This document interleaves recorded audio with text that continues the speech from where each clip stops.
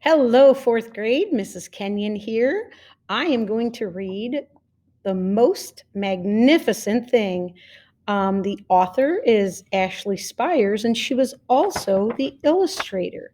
So we're going to go ahead and read this. Let's go ahead and get started. It says, "This is a regular girl and her best friend in the whole wide world. They do all kinds of things together. They race, they eat, they explore, they relax. She makes things. He unmakes things. One day, the girl has a wonderful idea. She is going to make the most magnificent thing. She knows just how it will look." You can see she's sketching it here. She knows just how it will work. Boy, she sure has some plans going on there. All she has to do is make it. And she makes things all the time. Easy peasy. First, she hires an assistant. I think I like her assistant there. Next, they gather their supplies. They set up somewhere and out of the way and get to work. Look at all of her supplies there. She's got a lot going on. The girl tinkers and hammers and measures, while her assistant pounces and growls and chews. When she is finished, she steps back to admire her work. She walks around one side. Her assistant examines the other side. It doesn't look right. Her assistant picks it up and gives it a shake. It doesn't feel right either. They are shocked to discover that the thing isn't magnificent or good. It isn't even kind of sort of okay. It's all wrong. The girl tosses it aside and gives it another go, like that perseverance. She smooths and wrenches and fiddles. Her assistant circles and tugs and wags. When she is finished, she stands up and takes a long look at it. Her assistant gives it a nudge with his paw. The thing is still wrong. She decides to try again. Oh, great perseverance. The girl saws and glues and adjusts. She stands and examines and stares. She twists and tweaks and fastens. She fixes and straightens and studies.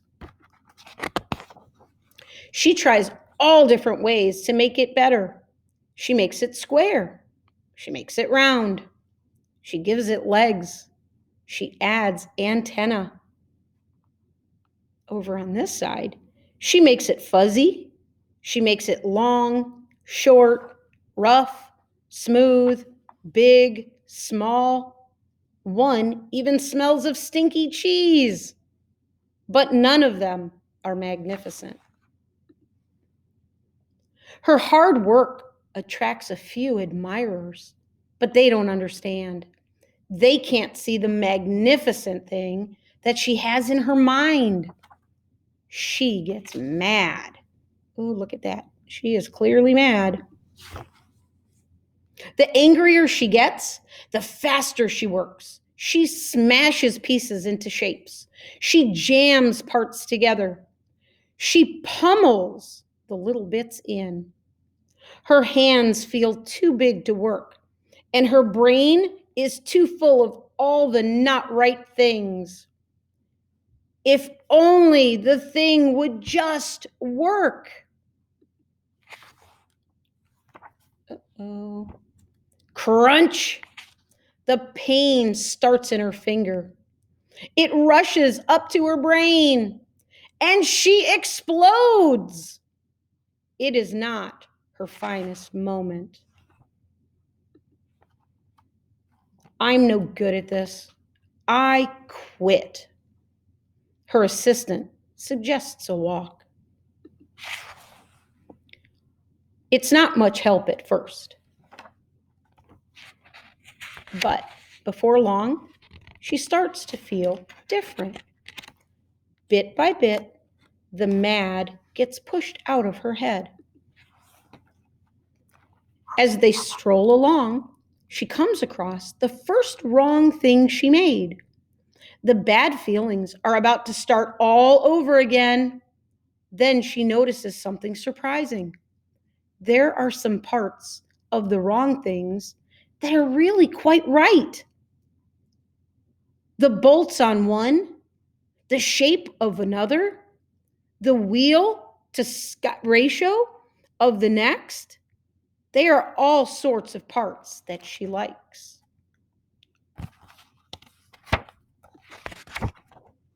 By the time she reaches the end of the trail, she finally knows how to make the thing magnificent. She gets to work. She works carefully and slowly, tinkering, hammering, twisting, fiddling, gluing, painting. Her assistant makes sure there are no distractions. Some of the comments. This is the perfect thing to ward off bears. Person here. This will stop that leak. And this one here says, this one's all wet. She keeps working. That afternoon fades into evening. Finally, she finishes. She alerts her assistant. The pair take a good long look. It leans a little to the left, and it's a bit heavier than expected. The color could use a bit of work. The color could use a bit of work too, but it's just what she wanted. They climb aboard and take it for a spin. They are not disappointed. It really is the most magnificent thing. Thanks for listening, guys. That was a great little story, and I just absolutely loved her perseverance.